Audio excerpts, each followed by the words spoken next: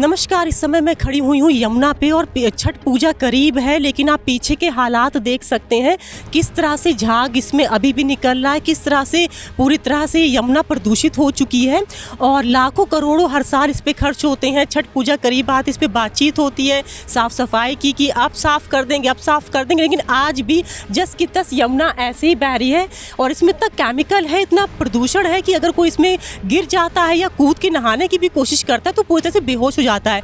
हमने आम जनता से बातचीत की और उन्होंने क्या कहा, चलिए आपको सुनाते हैं। मेरा नाम सचिन गुप्ता है, मैं वाइस फाउंडेशन का फाउंडर हूँ। और आप देख सकते हैं यमुना की स्थिति साल दर साल जो गवर्नमेंट है बजट तो बहुत बड़े बड़े अलॉट करती है, हर साल बजट तो बढ़ता जाता है और उसी जिस तरह से बजट बढ़ता है उसी तरह से यमुना का प्रदूषण बढ़ता है। आप देख सकते हैं जो पीछे बैराज बंद है उसके बावजूद भी फॉर्म में है, क्योंकि जो पानी में जो फॉर्म का जो मात्रा है 2 mg फॉस्फेट से ज़्यादा होती है पर लीटर में, तो ये बढ़ता जाता है। मगर आप अगर चेक करेंगे तो 10 mg से भी बहुत ऊपर है। जो BOD जो लेवल होना चाहिए उसका वो 10 मिलीग्राम होना चाहिए, बट उससे भी कहीं ज़्यादा। डिजॉल्व ऑक्सीजन जो DO कहा जाता है, डिजॉल्व ऑक्सीजन की जो मात्रा है वो भी जो नॉर्मल पानी पीने के लिए जो होनी चाहिए 6 mg जो कृषि के लिए और 10 mg जो पानी पीने है उसके ऊपर के लिए होनी चाहिए। बट जब आप चेक करेंगे दिल्ली में कई ऐसे क्षेत्र हैं जहाँ पे 1 mg से भी कम है जो डिजॉल्व ऑक्सीजन मिलती है। आप देख सकते हैं इसके बाद जब आप आएंगे सुबह के टाइम, इसके ऊपर एक ग्रीस ऑयल एंड ग्रीस सा होता है, वो भी 2 mg से कम होना चाहिए पर लीटर में, बट ये भी जो है बहुत बड़ी मात्रा में मिलता है। यहाँ की जो आप देखेंगे सबसे बड़ी समस्या है आपको नदी किनारे का जो क्षेत्र है। दिल्ली में एकमात्र नदी यमुना होने के बावजूद दिल्ली वासियों को जो पानी के लिए जो सप्लाई है गंग नहर से लेनी पड़ती है। गंग नहर अगर जो आप लोगों को पानी ना दे तो उस दिन दिल्ली में हाहाकार मच जाता है। दूसरी सबसे बड़ी परेशानी ये है, लोग जानकर भी अपनी बातों को नहीं उठाते हैं, अपनी आवाज़ नहीं उठाते। दिल्ली वालों को क्या चाहिए? फ्री में चाहिए, उन्हें बिजली चाहिए, पानी चाहिए, गैस सिलेंडर और दुनिया भर की चीज़ें चाहिए। जिससे जीना है वो चीज़ मांगते ही नहीं है।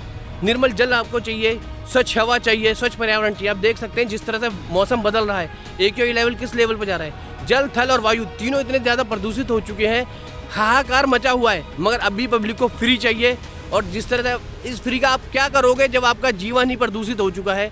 हम आपको अस्पताल देंगे, हम आपको ये देंगे, आपको स्कूल देंगे। अरे एक लोटे पानी पे वो दिल्ली की जनता का वोट लेते हैं। ये बहुत ही शर्मनाक है, बहुत ही शर्मनाक है। एक लोटे पे वो दिल्ली की जनता का वोट लेते हैं। स्वास्थ्य, स्कूल और ये तमाम चीज़ों पे आए थे, ये साफ़ करेंगे, वो साफ़ करेंगे। इनके में और केंद्र में तो कोई अंतर ही नहीं है। दोनों ही झूठ बोल के आए और दोनों ही जाके चिपक गए लीच की तरह।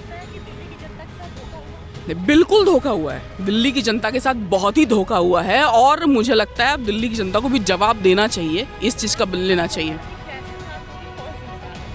देखिए टैक्स नदी के साथ, देखिए जो यहाँ के नॉर्मल जो सिटीजन, पूरे इंडिया के, पूरे वर्ल्ड के कहीं के नॉर्मल सिटीजन, वो अपना क्या करते हैं, टैक्स देते हैं। टैक्स देके अपने काम काज में बिजी होते हैं। करना किसको है? गवर्नमेंट को करना है ना। और गवर्नमेंट अगर आपकी पीठ में छुरा भोंक दे तो आप क्या करेंगे? तो इस हिसाब से तो ठीक है भाई, नहीं कर पा रहे हो तो मर तो नहीं गए ना, उतर जाओ, कुर्सी से उतर जाओ। वहाँ चिपकने की क्या जरूरत है? नहीं कर पा रहे हो तो छोड़ो, उतरो। नमस्कार जी, मेरा नाम ऋषभ है और मैं विगत पिछले 5 सालों से देख रहा हूँ यहाँ पे बराबर ऐसी गंदगी बनी हुई है। यहाँ पे बड़े बड़े पॉलिटिशियंस आते हैं, मतलब और भी अन्य संस्था के लोग आते हैं। ग्राउंड टू अर्थ कोई काम नहीं हो रहा, थोड़ा सा दिखावे करके शो ऑफ करके चले जाते हैं, कुछ नहीं हो पाता। नमस्कार, मैं दीपांशु शर्मा, फाउंडर जीवन अर्पण सामाजिक सेवा संस्था। जैसा आप पीछे कैमरे में देख रहे हैं, दूषित जल और इस तरीके के पॉल्यूटेड वाटर है। ये दिल्ली की कोई आज की नई बात नहीं है, ये हर साल का है। इसमें दिल्ली की कंपनियों से, अदर गैर बजट से और जो इस तरीके का पानी और केमिकल निकलता है जिसकी वजह से इस जल को दूषित किया जाता है। और इसमें मैं ये कहना चाहूँगा, अभी कल परसों में केजरीवाल जी ने एक बाइट में बोला है कि जो उन्हें केंद्र सरकार से फंड मिलना था वो जो है मिल नहीं पाया और वो रुक गया है। देखिए इस तरीके की एक बहानेबाजी हैं। और अभी इन्होंने पहले भी बोल रखा था कि आने वाली अगली 5 सालों में मैं जनता के साथ इस यमुना में डुबकी लगाऊंगा। तो ऐसा अगर आज चाहें तो केजरीवाल साहब आज खुद ही आके इस यमुना में डुबकी लगा के देख लें किस तरीके का माहौल है इस यमुना का।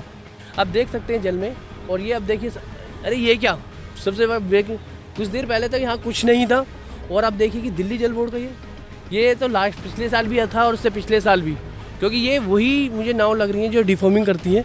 और ये जब पर्व आता है छठ का महापर्व, क्योंकि लोगों को इसमें अपनी आराध्या की पूजा करती है, क्योंकि जो हमारा हिंदू सनातन धर्म है वो प्रकृति को पूजता है, जिसमें हमारी सूर्य की उपासना होती है और नदी को हम अपनी माँ मानते हैं। मगर ये क्या, अगर आप देख सकते हैं फॉर्मिंग के लिए डिफॉर्मिंग करी जा रही है। ये डिफॉर्मिंग करने की ज़रूरत ही क्यों पड़ती है अगर जो आप लोग अपनी एसटीपी को प्रॉपर नहीं संभाल पा रहे हैं, घरों से निकलने वाला हाउस होल्ड है वो नहीं रोक पा रहे हैं, तो फिर इस तरह की डिफॉर्मिंग करने का क्या फ़ायदा।